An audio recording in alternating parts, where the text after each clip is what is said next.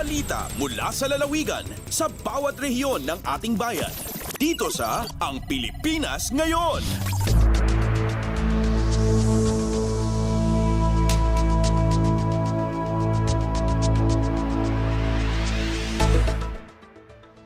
Dumako na tayo sa ating regional news. Unahin natin ang mga balita mula sa rehiyon ng Luzon. Mula sa Dagupan, licensure examination for professional teachers matagumpay na naisagawa sa Rehiyon 1 ayon sa PRC. Samantala, mahigit 5,000 ang sumailalim sa naturang eksaminasyon. Ang detalye ng balitang ito mula kay Ricky Kasipit. Matalunggaring so agawan sa Kiagaw ya Licensure Examination for Professional Teachers o LEPT, diyan dapat tiran bali yarihun uno o ng Professional Regulation Commission o PRC Region 1. Unong dato sa PRC Region 1 si Magup Jad bilang ya 5,492 ya examinees so nantik ya exam, diyan dapat tiran bali yarihun uno kabilang lay bali ya Rosales Tambayambang Pangasinan, Candon City Ilocos Sur, Batak City Ilocos Norte. Ni Yarumni nan pabalika sa pasasalamat sa PRC, jad numaruman opisinay gobyerno tan pribadong institusyon, jad mainumayain pakimay so agawan LEPT. Unungad PRC, 943 examination personnel so nan tulong-tulong pian matalunan agawa eksaminasyon. Nan pabalikas mo't pasasalamat sa PRC, jad saray kapulisan, local government unit, tan saray educational institution niya timulong balagmat kunoy tulong yain pasabidari electric cooperatives tan korporasyon, tapen na sigurado'y ang gapoy nagawan power service interruption dyan saray testing areas. Manlala po dyan RP Dagupan City Pangasinan, aya si Ricky Kasipit para sa Radyo Pilipinas World Service. Balita mula sa lalawigan sa bawat rehiyon ng ating bayan. Dito sa Ang Pilipinas Ngayon. Maraming salamat, Ricky. Yan ang ulat mula sa Dagupan.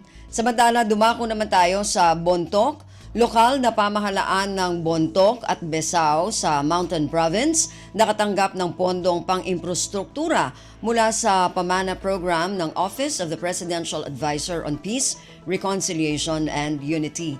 Ang detalye ng balitang ito mula kay Donna Kawis Balyo.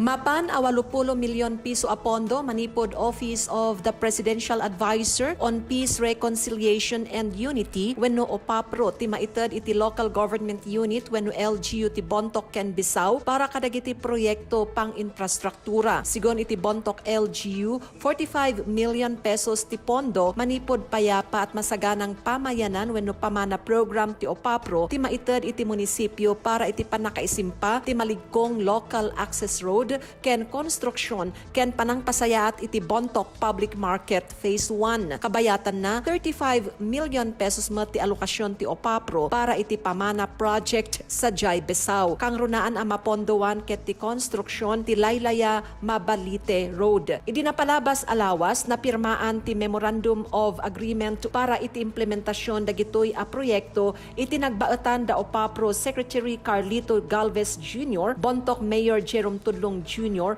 ken Besao Mayor Brian Bakwaden. Sigon kadagiti maseknan nga LGUs dagitoy a proyekto ket makatulong iti panagprogreso ti Bontoc ken Besao. Makatulong pay pannakaisimpa dagiti kalsada kadagiti Manalon ken Umili. Narpos na Bontoc, Donna Kawisbalyo para sa Radyo Pilipinas World Service.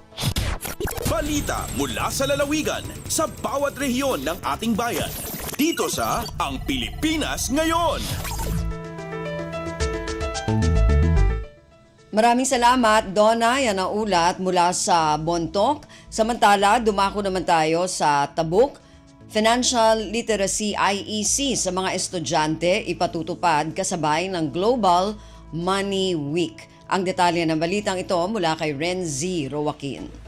Ipatumpal iti City Cooperative Enterprise Development Office ti LGU Tabuk iti financial literacy wenno management kadagiti mapiling high school students dito sa siyudad ti Tabuk. In pakamoray ni CCEDO Officer Karen Wera mayan natop iti Global Money Week celebration. Una na masapol nga iti kasapaan kat maipakaawat kadagiti agtutubo no kasanong osaran wenno i-manage ti kwarta kanda duma nga resources para iti panagduras. tunggal individual kuna nakaraman dagiti school can out of school youths ket maamonda itinananay nga panagusa iti kwarta tapno da iti sound financial well-being kan literacy. Nangruna kadagito isikon pay kiniwera ado dagiti managundaway iti kwarta ket kasapunan iti cyber security. Kadwa iti CCEDO dagiti natalgad nga local cooperatives ti syudad nga Tabuk. Dati nga programa ang maipasaknap kadagiti estudyante dati bulan iti Abril. May palagip nga na-launch dati Global Money Week diti syudad iti Tabuk nga adaan ti tema Protect Your Money, Secure Your Future. Manipod DZRK Tabuk City. Ren Sirawaki nagipadpanamag para iti Radyo Pilipinas World Service. Balita mula sa lalawigan sa bawat rehiyon ng ating bayan. Dito sa Ang Pilipinas Ngayon. Maraming salamat, Renzi. Yan ang ulat mula Tabuk. Samantala, dumako naman tayo sa Palawan. Mga dumaong na cruise ship sa lungsod ng Puerto Princesa umabot na sa 8 simula Enero hanggang Marso ng kasalukuyang taon. Ang detalye ng balitang ito mula kay Damian Lacasa. Agabot doon sa kabilugang 8 cruise ship ang sapit sa pantalan ng syudad ang Puerto Princesa impisa ang Enero hasta Marso ang dagon nga dya. Segun Kimi Chimeneses ang turismong syudad, sakay ang asambit nga bilang ang mga cruise ships ang 11,039 nga mga pasahero hasta 5,005 kagatos, 35 ang mga tawan. Pwede digi inkumpirma pa Meneses nga arama abot nga cruise ship umpisa sa madason nga bulan hasta Oktubre pero 5 cruise ships ang magasampet sa bulan ang Nobyembre ang dagon nga dya. Insambit da Meneses nga sigurado ron ang pagaputi ang 25 nga cruise ships sa madason nga dagon nga makunta na ay inkumpirma dya ang Philippine Ports Authority o PPA digi sa syudad. Agalin digi ang syudad ang Puerto Princesa, Damian Lacasa Jr. para sa Radyo Pilipinas World Service. Balita mula sa lalawigan sa bawat rehiyon ng ating bayan. Dito sa Ang Pilipinas Ngayon.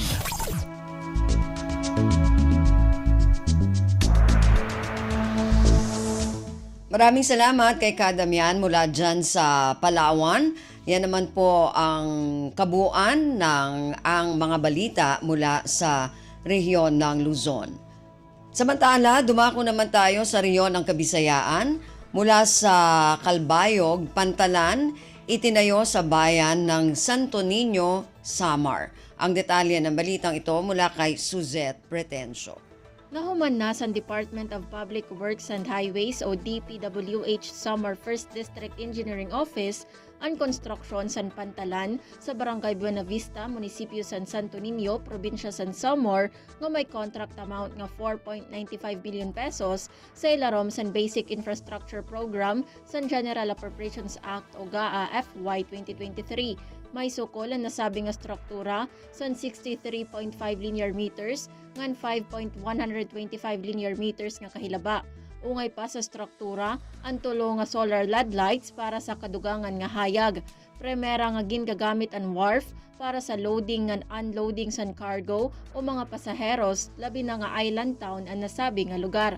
Tikang sa Radyo Pilipinas Calbayog, ini si Suzette Pretencio para sa Radyo Pilipinas World Service.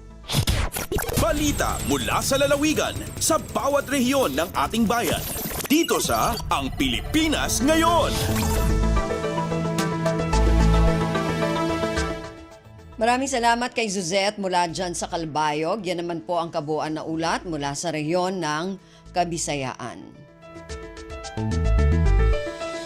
Dumako naman tayo sa rehiyon ng Mindanao mula sa Tandag, Provincial Health Office o PHO sa Surigao del Sur, makikiisa sa selebrasyon ng World Tuberculosis o TB Day.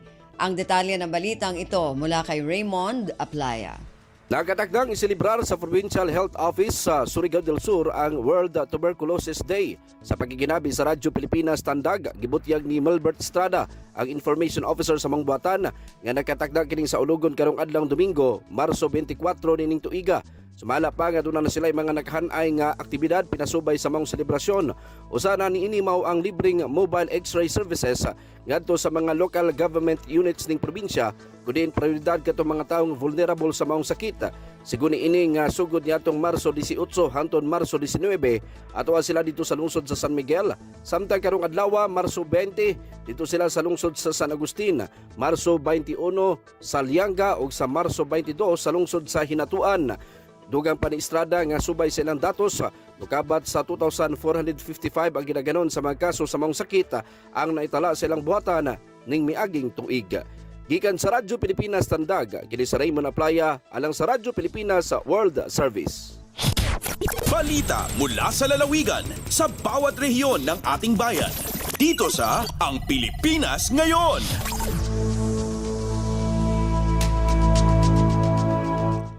Maraming salamat, Raymond. Yan ang ulat mula sa Tandag.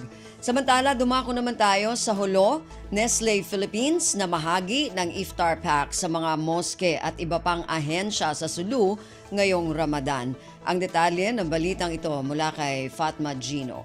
Timukbal iftar pack sindayngan Nestle Philippines sa pag-auhanan ni Jacob James Suberberio, hakaagi sin Gawad Kalinga, hapag-auhanan sin Provincial Coordinator Haini, Ihadja Jainab Abdul Majid, hatulong tawang si mga stakeholder hasupay hay kapasampay, insadak kay ni pa mga barhaja traya talupa sug, inibilang panghambuuki sin Nestle Philippines sa pagsabuhabulan niyan Ramadan si mga Muslim. Agad ang makaketukbalan sin iftar packs dayhan Nestle Philippines, haway tahi Abdul Majid, ima kamasjiran, iba ni school hadukaing-dukaing bahagi si Lupa Sug at binaybayan sin Sulu. Aunlong niya municipality sin Hulo, Indanan, patikul iban sin kaymanan pa amin napi tukbalan sin iftar packs dayng Nestle. Sa taud-taud nakahampit ni indayng Masjid Jami at Central Mosque Barangay Tulay Hulo, amin miyabot yan papitong gatos jamaa. Amin piaguhanan sin Administrator Haini, Ustad sa Muhaymin Abu Bakar. Tiukbalyan ni Abdul Majid in malago pagsarang sukulan Nestle Philippines, mga kasundaluan sin 11th Division, Kapulisan sin Sulu Police Provincial Office, riders iban sin kaybanan pa stakeholder amin naglugto supay ini mapadyato. Dahil RP Holo ini Fatma Diligino para Radyo Pilipinas World Service. Balita mula sa lalawigan sa bawat rehiyon ng ating bayan. Dito sa Ang Pilipinas Ngayon. Maraming salamat, Fatma. Yan ang ulat mula Hulo at kabuuan na ulat mula sa rehiyon ng Mindanao.